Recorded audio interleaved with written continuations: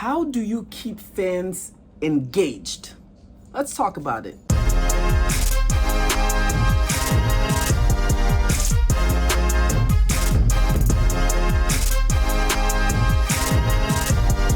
Hey guys, Scotty Mamadou here from the Bootleg generation, where we finesse the music industry, and today we're going to talk about how to keep your fans engaged. But before we do that, hit all the buttons, hit that like, subscribe, hit the bell icon, join the Bootleg Club. Come on, it's free, it's free, it's free. Join the Bootleg Club, guys. But let's talk about today's video is how to keep fans engaged. And you know, as I said, if you watch my videos and stuff like that, this entire channel is basically me putting out a blueprint on how to be successful in music, and I'm doing that by example. This is stuff that I'm currently doing, and I want y'all to see my methods. I want y'all to see my successes. I want y'all to see my failures. So as I discover things, and also because my regular job is I'm a designer, I'm a marketer, I've been doing it for 10 years. So I'm putting all that knowledge into my music and everything. Let's start. Number one is you have to research other people in your niche audience. And what the niche audience is basically, it is your you know, it's your fans, it's your you know, your demographic and stuff. I know I've seen a lot of like upcoming, you know, artists and stuff who don't really research or do any research in their demographic, because they're like, hey, I only make music for myself, I make music for my fans, that's it. And you know, they might listen to music, but they don't research other people, like what other people are doing, what people are doing right, what people are doing wrong. You got to go in and you're gonna have to research that. Research other people, like even the way they, you know, they conduct interviews, everything like that. Number two is body language is a lot of you know, promo work. Body language is a lot of, you know, is a lot of it. Yes, you might have great music and stuff like that, but what you're selling to your fans, not even that's the thing, is you're not selling it. What you're showing to your fans is how you are. Like with me, my body language is I'm very I'm animated, and just because that's just like the artist in me, that's how I talk, is I talk with my hands. This is my body language, you know, whenever you're doing interviews and stuff like that, or whenever you're recording video of yourself, you know, just talking, or you're like this, hey guys, look at my music, blah, blah, blah. Or you're like, hey guys, man, look at this music. This is my new single. Check it out. This is what I did. This is you know, just like that is body language. Because if you're not excited about your stuff, people are not going to be excited about it, because especially if your stuff is super great, you have to show people that with your body language. Number three is, I always say, don't follow the crowd, think outside of the box. Because, you know, whenever with marketing, you are going to 100% have to think outside of the box. Our music is so saturated lately that you can get super swept up. I always, whenever I'm marketing for people and stuff, marketing for businesses, I always give this example of, it's a stadium example.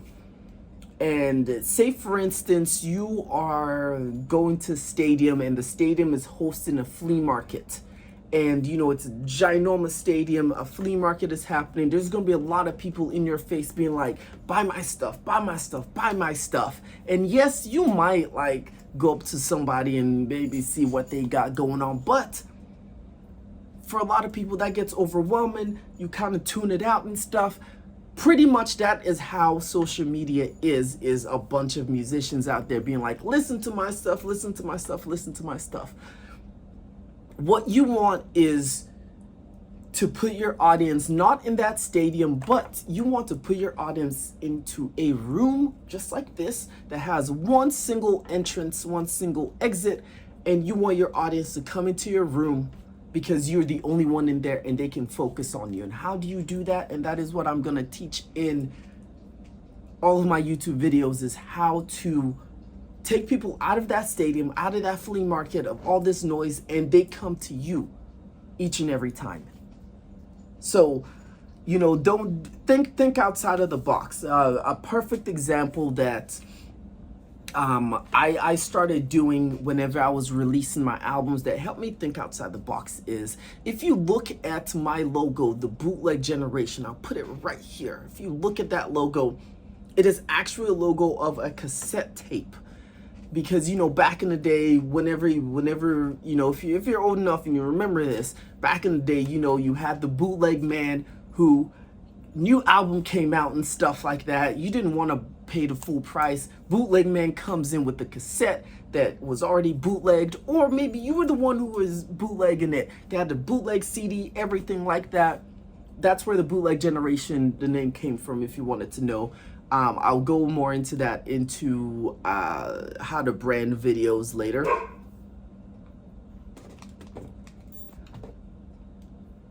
But one of the cool marketing things that I am gonna start doing for my albums and stuff, especially when I release albums, is I am going to, you know, probably get like 5 cassette tapes made of that album and give them out. Because whether you know it or not, you know, like back in the day, cassette tapes was such a, you know, usual thing.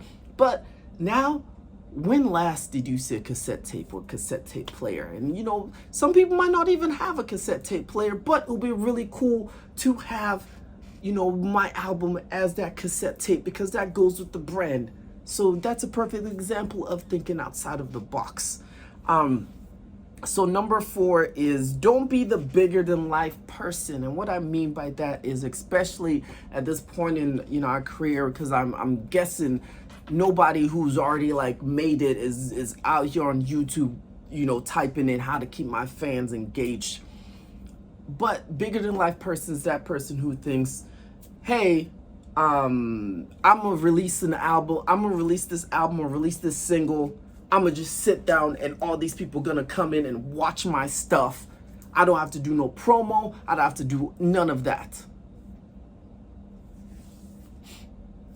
That's a bigger than life person. That person who's like, man, I don't have to take, you know, I don't have to take advice from nobody. I'm the best, I'm this, I'm that. And you wanna know what happens to those people? Those people definitely, they might maybe make a hit, but then that goes away.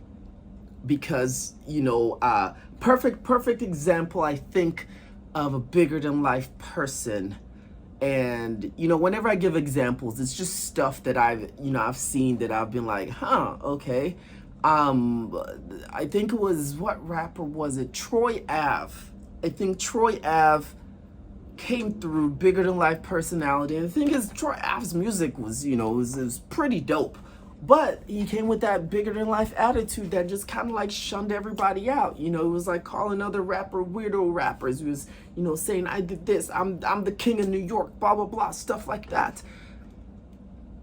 Unless you're in that position, you know, like keep it back a little bit. Just keep it back. Keep it just in your music. Let your music speak for itself. Okay?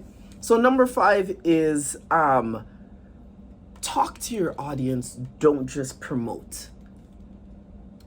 Ever since the beginning of the internet, we've always had that person who's like, hey man, you want to listen to my stuff? You're at the gas station, somebody's like, hey, here, listen, you know, want to buy my CD? And you're like, I don't even know you. Why should I even listen to your stuff? And that's the thing is, that's because somebody was trying to, you know, you're promoting instead of talking. So there's a rule of thumb that whenever it comes, especially whenever it comes to promoting, or whatever comes to promoting on social media, 1 out of 10 of your posts should be a promo post. So think about that. 1 out of 10 of your posts, that's the promo post. You know, that's 10%. 10% you're promoting. The other 90%, you're talking to your audience. You're letting your audience know who you are. You're letting them come into, you know, your life, and you letting them be a part of your life. That's what people want. People don't want to be sold to. You know, they want to fall in love with the person. They want to fall in love with an idea. That is what, you know, is going to set you apart. That's what's going to set you apart from that entire stadium, is you being yourself, being your authentic self. Because think about it, there's some musicians out there that, you know, people just love because they love themselves. I remember the first time this clicked in my head was, I think it was, what musician was it? Was Waka Flocka. It was Waka Flocka Flame. I remember when Waka Flocka first came out, I was kind of like, because at that point I wasn't really fully into like digging rap. So I was like, man, it's whatever. It's music, whatever.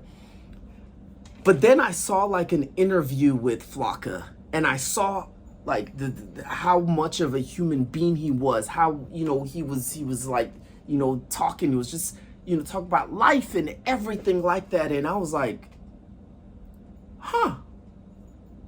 That dude is super cool. Same thing with me, and like for like 21 Savage. At first I was like, man, on his music, because I was like, okay, it's I put it in the category of like, you know, it's just mumble rap. And then I saw an interview with him, and I was like, this dude is super real. That made me, you know, instantly, 21 comes on, I'm like, let me listen to what he got, because after, you know, watching interviews. So, you know, think about that. Talk to your audience, don't promote to them. But guys, that's all I have for y'all today.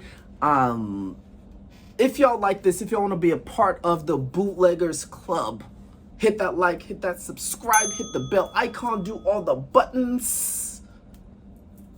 If y'all have anything, put in the comments, guys. Till the next video, I'll talk to y'all later.